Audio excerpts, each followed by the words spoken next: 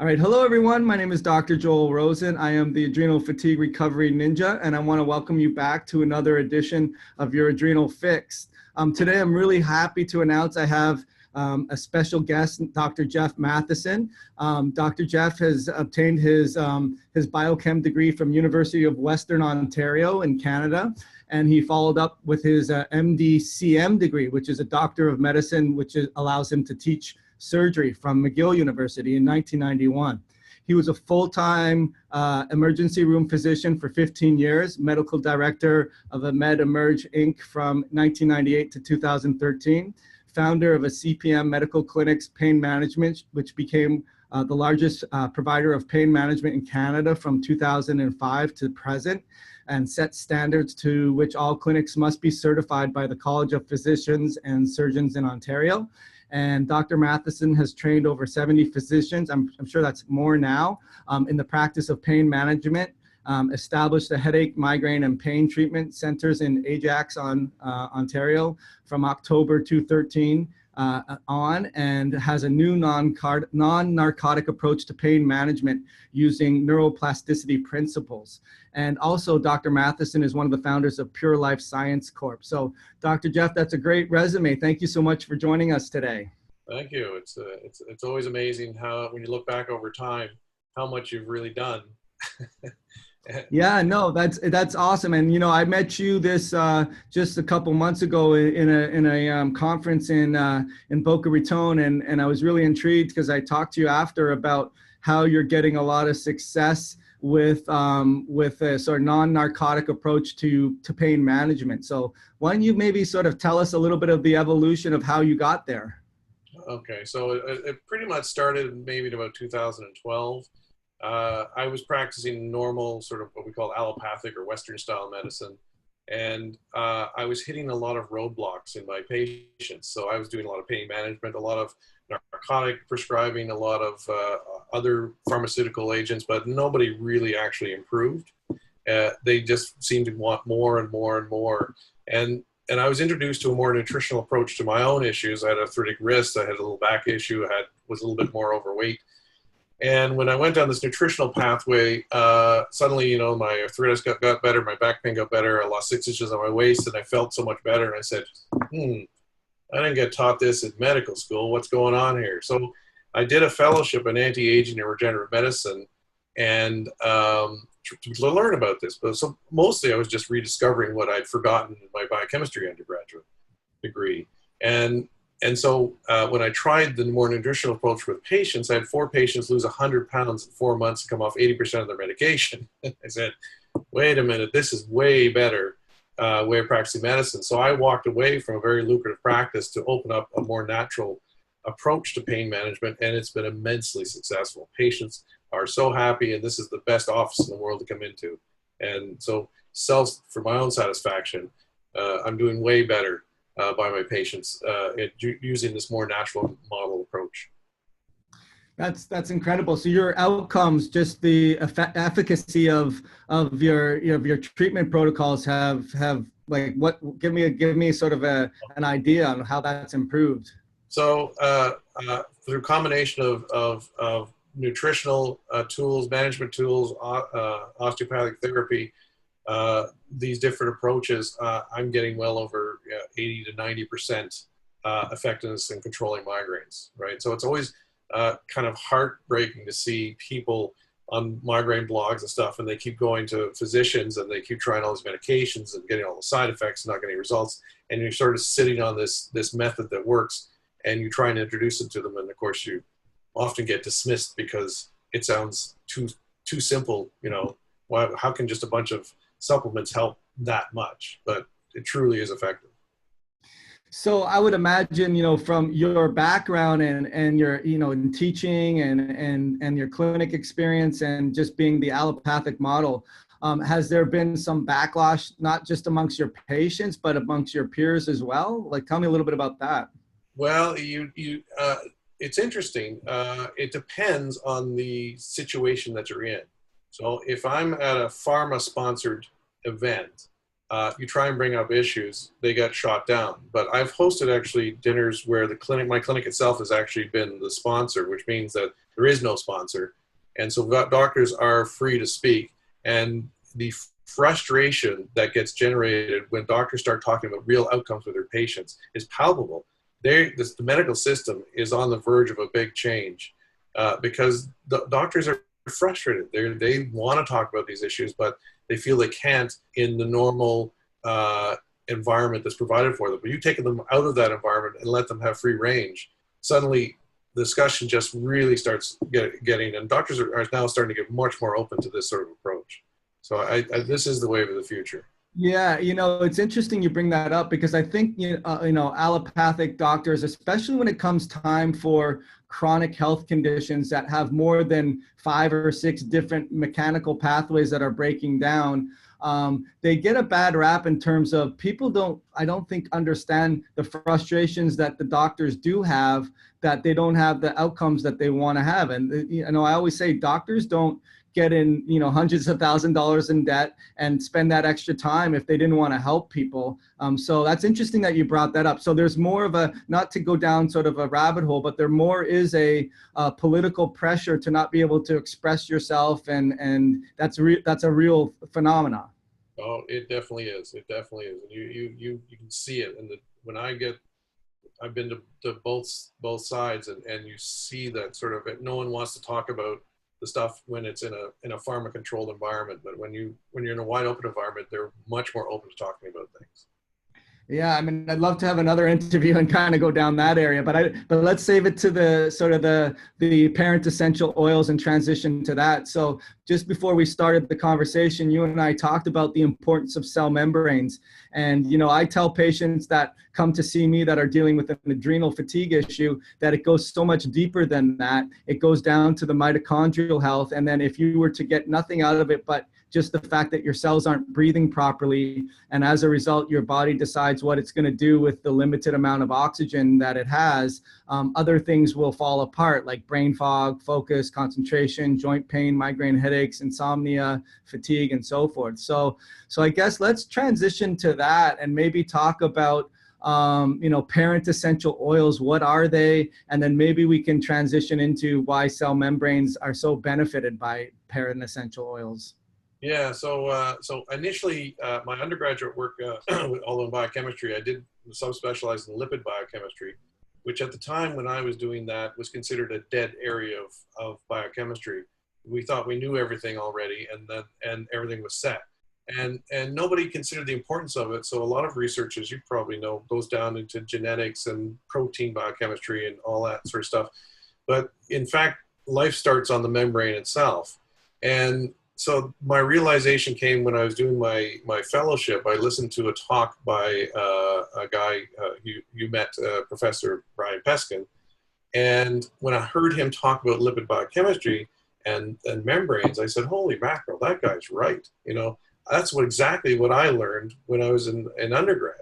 And so when I got a hold of, when I got discussing with him about it, we decided to start up our company and try and market what he was saying. And what's really important about lipids is that our cell membranes, which encapsulate every cell and every organelle of our body, are made up of these essential fatty acids that have to come from the diet. And one of the biggest problems we have in the world today is that we're processing our food. All right. So, and this is really interesting. And I don't know how Brian found this one article, but only one article's ever looked at the oxygen transportation capabilities of omega-6, which is the linoleic acid. But its oxygen association curve is almost exactly the same as hemoglobin, which makes perfect sense because, and I don't want to get too technical, but hemoglobin, of course, is the protein that carries oxygen through your red blood cells into your body and distributes it. But the traditional science view was that hemoglobin, the oxygen just gets pulled off and just diffuses in the cell, and it just goes to where it's supposed to go magically, which doesn't make any sense because you can't have something as potent as oxygen floating around a cell or it'll oxidate or oxidize anything it touches. So it turns out that the membrane itself is the carrier, and it takes it from the hemoglobin, transports it to the mitochondria, and every reaction in the mitochondria takes place on that cell membrane. So it turns out that having undenatured, pure, healthy omega-6 is really important for mitochondrial function. And this is my experience. If anyone's been on the product, one of the first things they notice is their energy level goes up. And, or if they work out, I get this all the time. People come back and say, my cardiovascular fitness went up by 30% in 2 weeks. And it's all because of better and more efficient oxygen delivery and better efficiency of the mitochondrial processes. So that's how important it is. And that's why it works so well and so fast. And so I don't get bogged down too much in the pathways, because 99% of the fats we ingest when it comes to omega-6 and omega-3, the alpha linolenic acid, stay in their native state. They don't go into the pathways. So it's the membrane itself which is important. It's the structure and the function. You support the forest, and the individual trees will do fine. You know, it's sort of like, it was that big picture aha moment where you said, yes, yeah, of course. You make membranes healthier, everything else works better. And so that's the principle we've gone down, and it's been a fantastic ride. No, it's incredible. And, you know, there's a couple myths in there. Number one, it's not understanding the importance of the cell membrane for the function, obviously the structure. But the other myth is, you know, especially with you, as you mentioned and alluded to, you have highly heated and highly treated and highly rancid and oxidized and non-organic and, you know, pesticide-ridden oils. But also when you have these, you know, hydrogenated oils, they have a high 6:3 ratio, and you always hear on anti-inflammatory diets, you want to make sure you have a low 3:6 ratio or 6:3 ratio. But really what you're saying is the membranes are mostly made up of omega-6 oils, parent oils. So explain that, because, you know, well, if I'm the lay person, I'm thinking, well, wait a minute, why am I trying to have, you know, a diet that's, you know, a low ratio where I don't have a lot of 6:3? So sort of explain that to us. So the whole ratio argument, I've actually never been able to determine where that came from. There's no scientific study that I've ever seen that says the ratio should be X. And if you look at the food around us, the ratios of omega-6 to omega-3 naturally fall in sort of, you know, 10, 11 to 1, right? And so the fact that we were always considered ourselves short of omega-3, the argument never made any sense. And if you look at the actual cell membrane, you know, 33% of that cell membrane is made up of omega-6, all right? Only about anywhere, depending on what the cell's doing, anywhere from, you know, 3% to 10% gets made up of the omega-3. The rest is saturated fats and protein, right? And so if the cell membrane is mostly omega-6, our diet by default should be made up of mostly omega-6.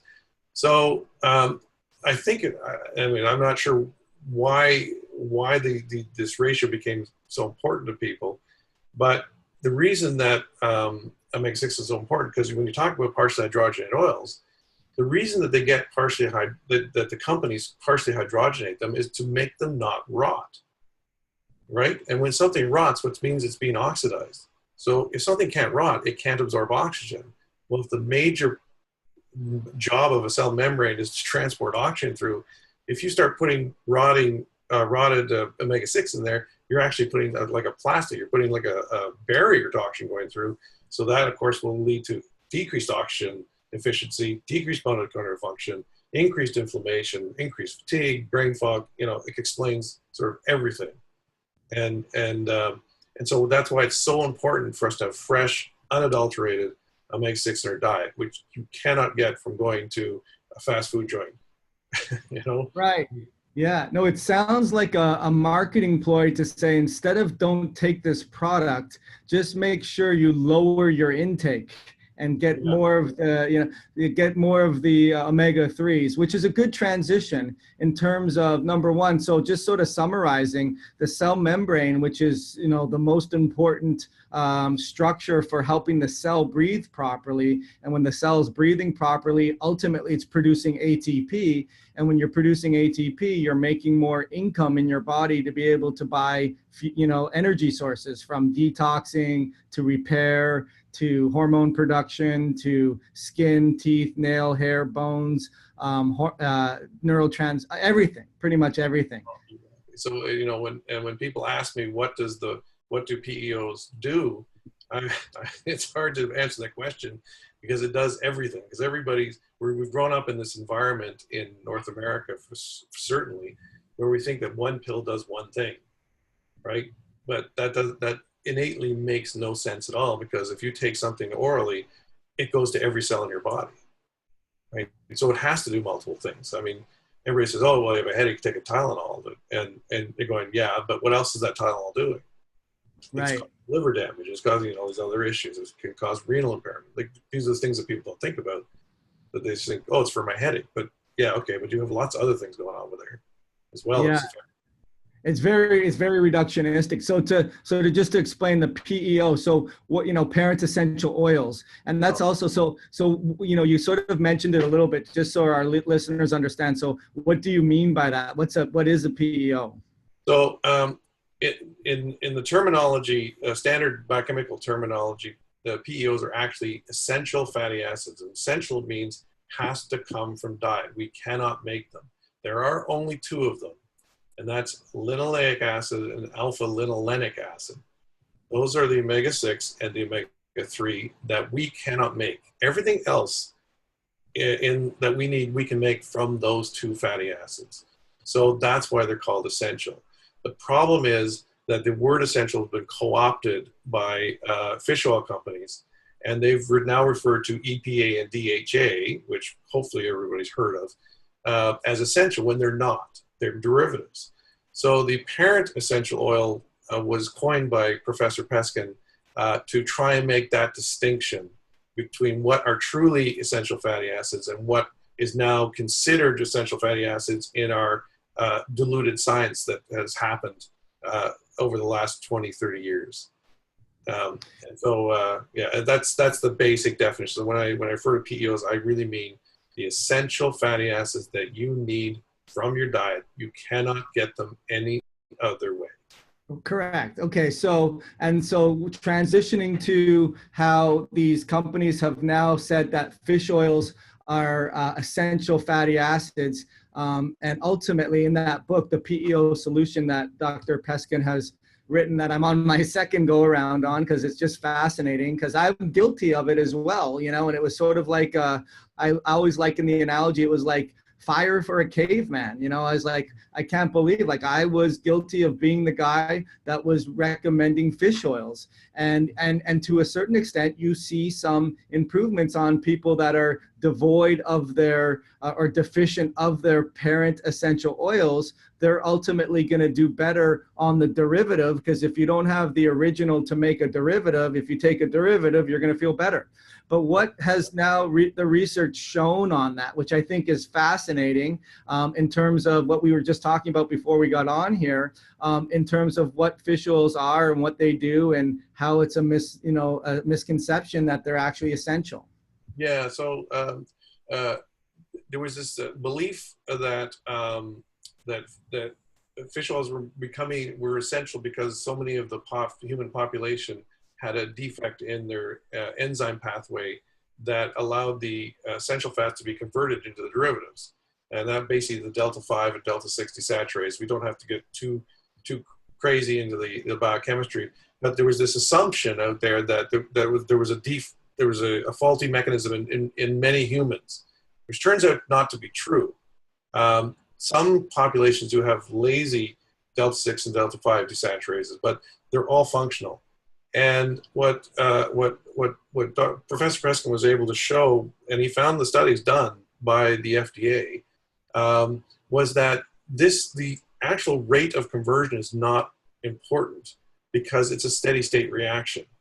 But if you're grossly deficient, in your intake of essential fatty acids, you're going to be deficient in the derivatives. So when you start taking the derivatives, you will feel a difference, but the difference doesn't last long, right? Because you don't need a whole bunch of it.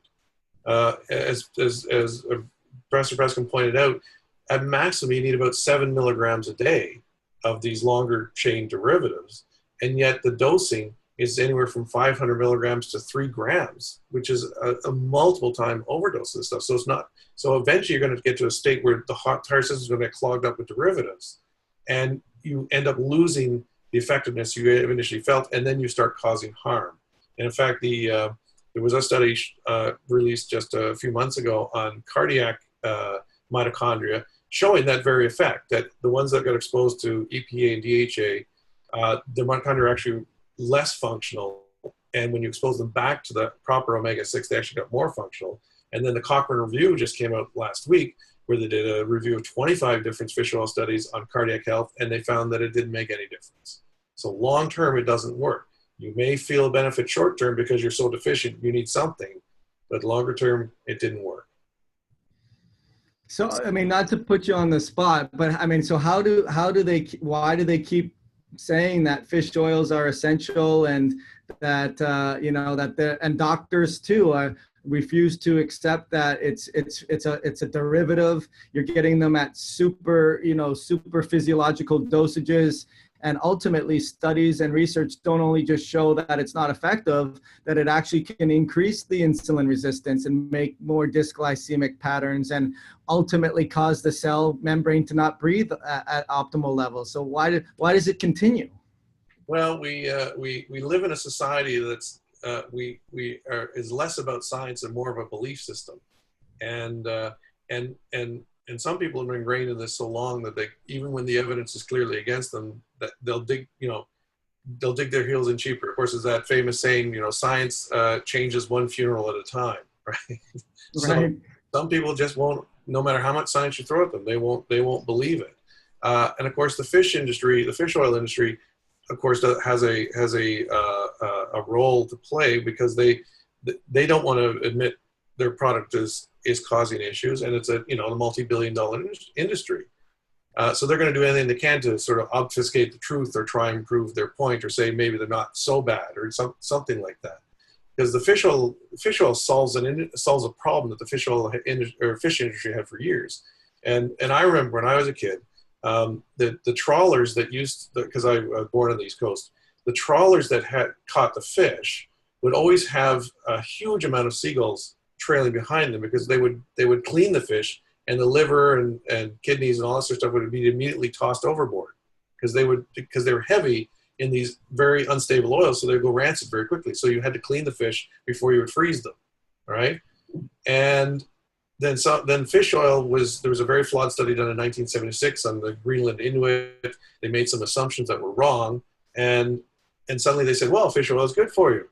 And they said, well, we don't have to throw out these livers. Why don't we just throw them in barrels, and we'll extract the oil out of them. We'll sell that as a health product, right?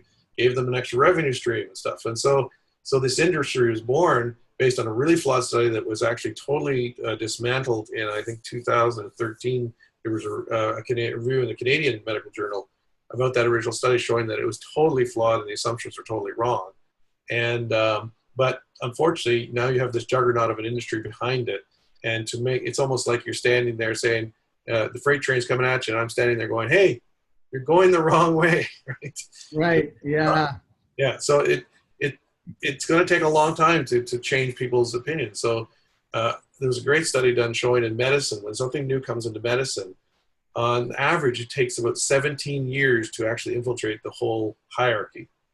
And so I think this is what we're at. We've been fighting our battle now for about 5 years. We're starting to get some traction now, but I think we may have another 12 years to go before fish oil is.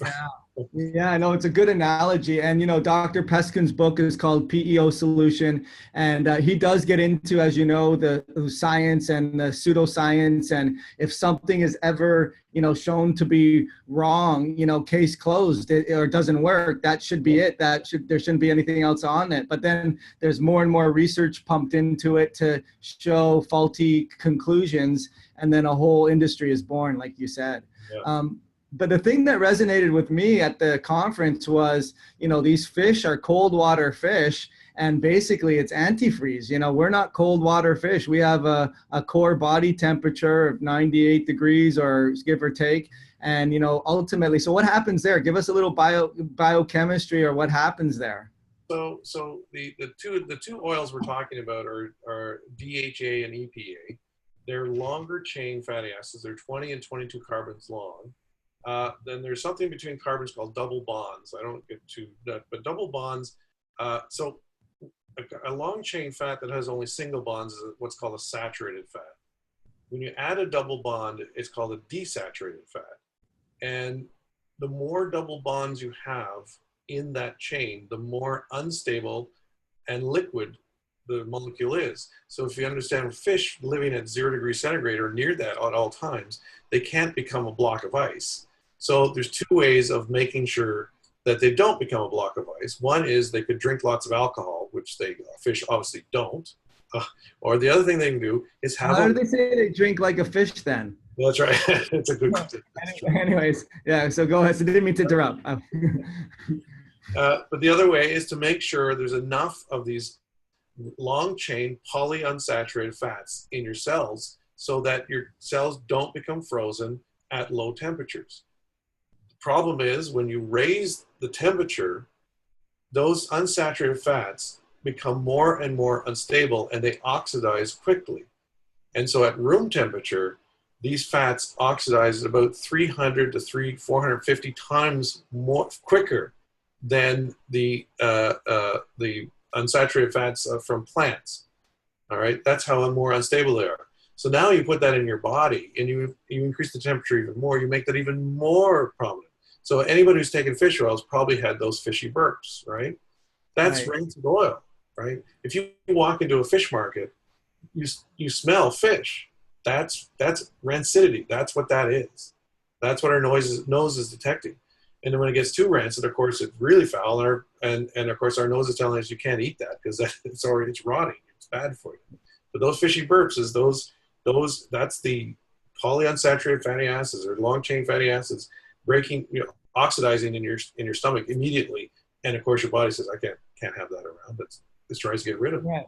Right. And in biochemistry, it's called peroxidation, right? Where you have all of these membranes that are basically little atom bombs that are blowing up that don't have anywhere to mount oxygen to breathe, let alone neurotransmitters and hormones. And I use the analogy like it's like a chimney that has closed ventilation and there's nothing getting into or out of the house and it becomes more toxic. Yeah, the other thing I was going to mention too is, so if I'm the doubting Thomas and I say, well, I've taken fish oils for years and I even done research and, heard that DHA, because a lot of patients will say to me, well, DHA is so important for brain health. I mean, I think what Brian talks about in his book is that there's never really been a good controlled study that shows that this person is deficient in the parent oils first.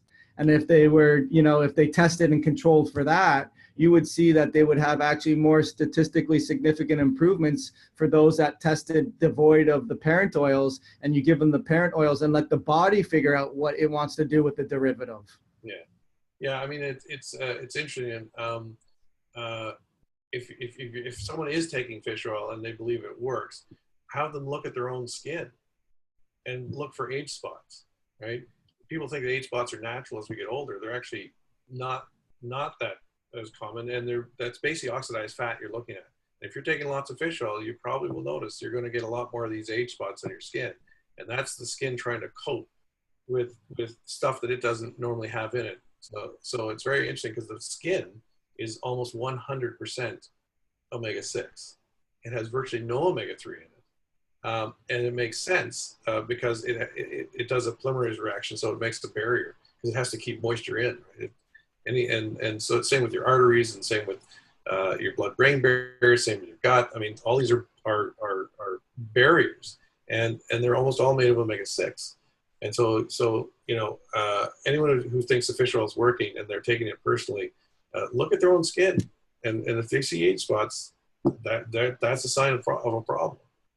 Right. Well, it takes some humbling, especially as a provider that used to give the advice of taking the fish oils. But back to full circle to your clinic and your seeing it in action in real life, especially for the pain management and the migraines, because we get a lot of people that have a lot of inflammation. And for the same reason, those desaturase enzymes wouldn't really convert into the derivatives is the same reason you need the oils in the first place for the inflammation control. So tell us a little bit about what you've been seeing in clinical practice, Jeff, with these parent oils and the impact that it has on the people that you see with major pain syndromes. Yeah, sure. I put my patients on a sort of a supplement regime, but of course the base of everything is the pure omegas, right? So they're the vegetable-based omegas, the essential fatty acids. Of all the things I put patients on, that's the one they like the most. They get immediate results from it. Inflammation settles down, pain levels settle down, like arthritis settles down, headache intensity settles down, their sleep is better, skin, hair, nails. I mean, I get all these various reports of all these things happening. But it's interesting because my patients will come and say, "You've made me an addict. I can't get off this stuff. I feel so much better on it." And right.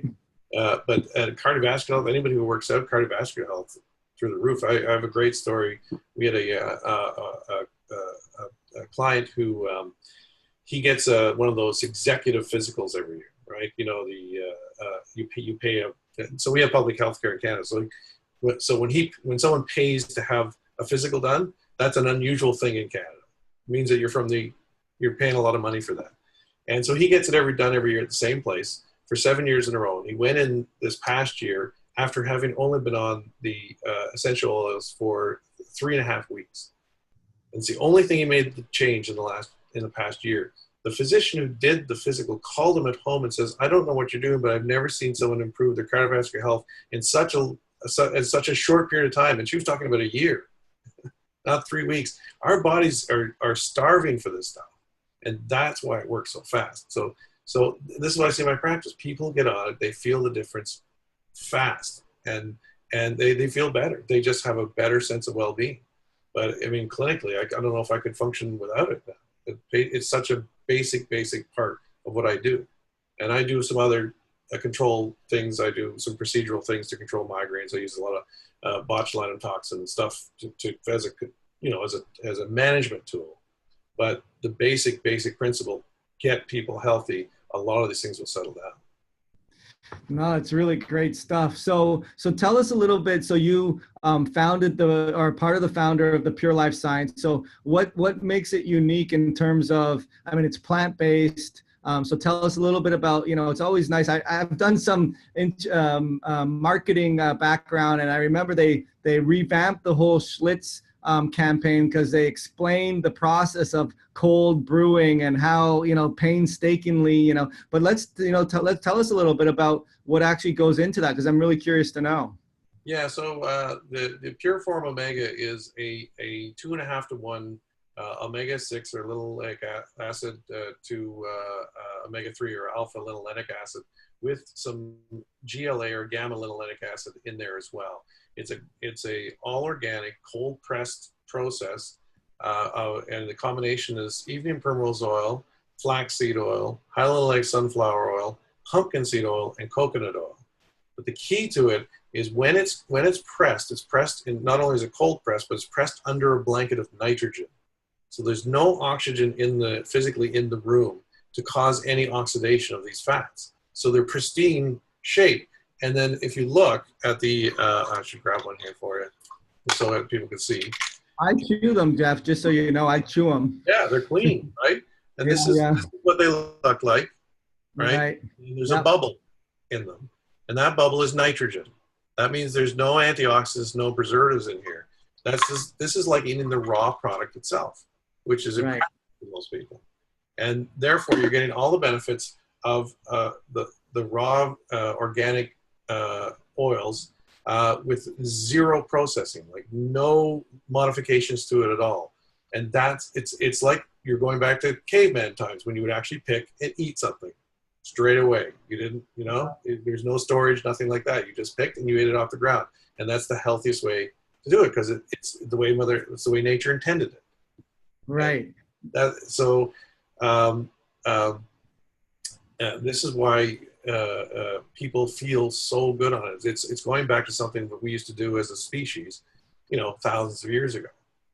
And you know, we humans are really remarkable animals. We can walk farther than any other animal on Earth, right? We use less energy in our walking than any other animal on Earth. That's why we're able to spread throughout the entire world in such a short amount of time. We're very efficient, but I would doubt half or 60% of Americans could walk more than a few blocks right now because they're so impaired. Right? Yeah, So. yeah. I mean, I combine that with, you know, the increased demand to repair your cell membranes because of just the environmental component, you know, and we talked a little bit about, you know, one of the things that I do a lot of is the genetic component, where we look to see, people have heard about MTHFR and some of these, you know, ancestry sites that look to explain what some of your biochemistry is and what your susceptibilities are. And 70 to 80% of your energy production in the methylation pathways is going towards repairing your cell membrane. So it tells you how important your body felt it was to repair your cell membranes, and getting a junk oil on top of it just makes it worse. But what I was going to say is the epigenetic component now is just the chemicals and the industrial revolution and the pesticides and the sprays and the everything else in between makes it that much important to make sure you are repairing your cell membranes. Oh, it's incredibly important because nothing can function without a functioning cell membrane. It just can't. And there's some really there was a really interesting paper where they took away they took out the mitochondria in the cell and see what happened to the cell. And of course, they assumed the cell would just die, but it didn't. It just kept growing and growing and growing. But basically, they invented a yeast, is what they'd done. But it goes to show you that when we're talking about cancer, cancer is a cell that will not stop dividing, right? So it's an impaired cell. So people are always thinking that you know, cancer is some sort of genetic issue, but in fact, it's a cell that is a stupid cell. It the genetics doesn't work because the genetics. If you look at and this just came out too. There's a breast cancer study looking at the genetics of breast cancer, and they found there was 20,000 mutations in breast cancer. Well, the mutations didn't cause the breast cancer. The cancer caused the mutations. It's a cell where the nucleus doesn't have enough energy, so the whole genetic components fall apart. And now the cell doesn't know when to stop dividing. It's a stupid cell, right? And so, yeah, you're right. You know, all these keeping cells healthy all has to do with cell membrane. The cell wouldn't expend such a great amount of energy to maintain healthy cells if it wasn't so important. And you're right. All genetic things it's really interesting. If we are eating a really, really good, rich diet, none of these genetic abnormalities would probably show up. But because we're so close to the edge now, energetically, because of the crap that's in our environment, all these genetic issues now are coming out all over the place, and you see it all the time, right? Yeah, no, absolutely. I was gonna ask you. Sorry to interrupt you. Was that the same study that that they compared whether you took away the membrane or you took away the mitochondria, and the mitochondria, the cell continues to divide, but the membrane, the cell dies? Was that the same thing? Or because I've said that a lot to patients too. Yeah, this particular study was kind of interesting because of the conclusion that the researchers made, which was you'll find this fascinating. So their conclusion was, if you remove the mitochondria, you have a cell that lives forever. Therefore, we've now discovered how to make people live longer. Oh, right. Perfect. They didn't sort of clue in that they had just, you know, invented cancer. You know, sort of, you know, right. It's kind of a weird mindset. That this is just going to show you the mindset of the scientific community out there, and how kind of you know, out of touch sometimes they are with natural principles of things. And so, but that was that particular study. They didn't actually look at because when if you remove a cell membrane from a cell, it dies instantly. It can't live at all. There's nothing containing it. It will just fall apart. Right. Right.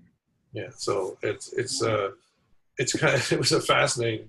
I just laughed at the conclusion because they completely missed the point of what they just. Yeah. found. No, they do a lot of the time. So, and it's almost frustrating, to read and see why are they not sort of using common sense to why they're studying this in the first place, So as far as the listeners go, and what we'll do is we'll make a link available for them to try the pure form and give them a special discount for that. And you told me we would be able to do that. So I'll make sure, we haven't created it yet, I'll make sure we do that and they can try it. So you have on the bottle though, different dosing strategies for different weights. So just explain that a little bit. I mean, not verbatim, but how that works. So on the bottle itself, there is a chart of dose by weight. The simple rule of thumb that I use with my patients, because most of my patients have inflammation issues anyways. They're not, they don't come in as strict raw vegans. They come in having all the issues of modern society. So when you're actually inflamed, I always like to keep the dosing on the higher end. So I use a rule of 1 capsule per 30 pounds body weight, at least initially. If you're terribly inflamed, you can double that. And you can actually safely triple the dose if you've got some sort of stage 3 or 4 cancer or something like that, and you're really, really sick. You need to get control fast. You can do that for a short period of time. But this because these are essential fats that we need for our diet anyways, it's extremely safe. There's really no overdosing when your body is actually made of it, right? And the body's very efficient at getting rid of any extra if it doesn't need it. But don't be afraid. You have to take enough of it. So I always start at 1 capsule per 30 pounds body weight. So if you're 150 pounds, that's 5 capsules a day. 180 pounds, that's 6 capsules a day.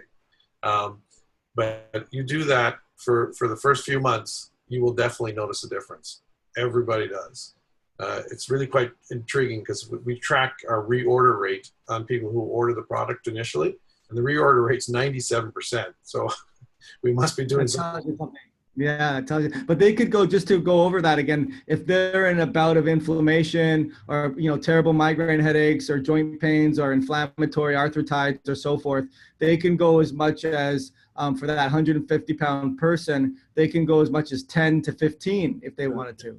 Yeah, over the short period, there's no harm in it. And you'll notice an effect faster. Because if you're really that inflamed, you're really starved of these things. Your body's telling you, I need this. It's reaching out, saying help. That's why all these inflammatory factors are being let off. The cells all over the place are just firing off, saying, "Give me something. I can't tolerate this any longer." Right. And you know what? We just got to be better listeners, right? Because we stop listening to what the messages that our body's telling us, and we block the action of, just like I say, like at the cellular level, we've lost our ears when our membrane is breaking down.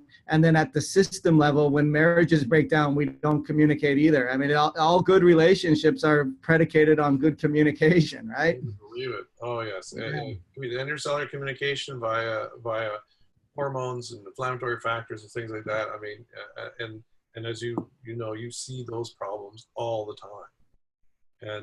And I see it as well. I mean, I always test for hormonal issues and stuff, and I get people with low thyroid and vitamin D vitamin D levels are horribly low in our country for sure.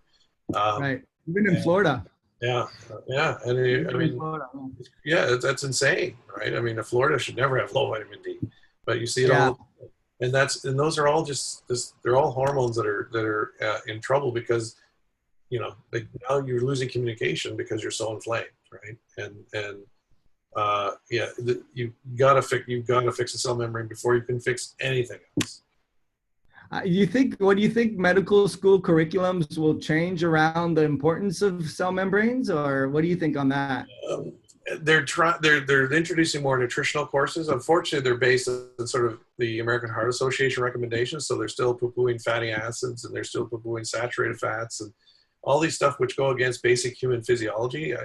I don't understand how anyone can read a cell biology book and not come out saying, oh yeah, we should be eating lots of these things because this is what it's made of.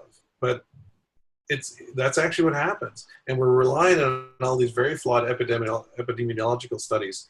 And there was just a big criticism of them by Ionis at Stanford. He said you basically 90% or even higher of these epidemiological studies that we're doing are absolute junk. You can't rely on them at all, right? And it's actually funny. There's the standard dietary questionnaire that they use for these studies. It's so antiquated that you're supposed to estimate the number of cups of ribs you eat a month. I don't know how to quantify a cup of ribs. Right. Yeah. Was there ever a way to quantify it? Yeah, it's very funny. I just saw this parody of it, and because that form was developed in the 60s or something, and I said, how many ribs are in a cup? Yeah, maybe 2, depending if you break them in half. Yeah. So when you're looking at studies based on kind of data like this, you realize that these studies are useless, right? Yeah. You can't put any weight on them.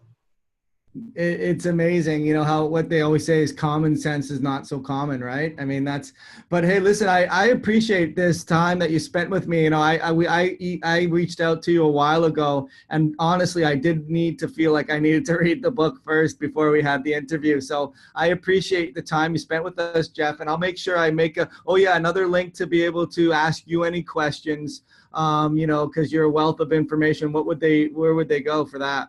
They can go to info. It's info at pureformomega.com, all one word. Okay. Do you have to attention Jeff at all, or just info at Pureform Omega, or anything else? That comes directly to me, and I answer all questions personally. Okay, awesome. Well, I appreciate your time today. I'd love to get down to another interview and really go down the other rabbit hole of the politics of everything, but maybe for some other time. And I really appreciate your time, and thanks for sharing the information for me with our listeners today. And I wish you a wonderful rest of your summer. Oh, thank you. Enjoy. Thanks, Jeff.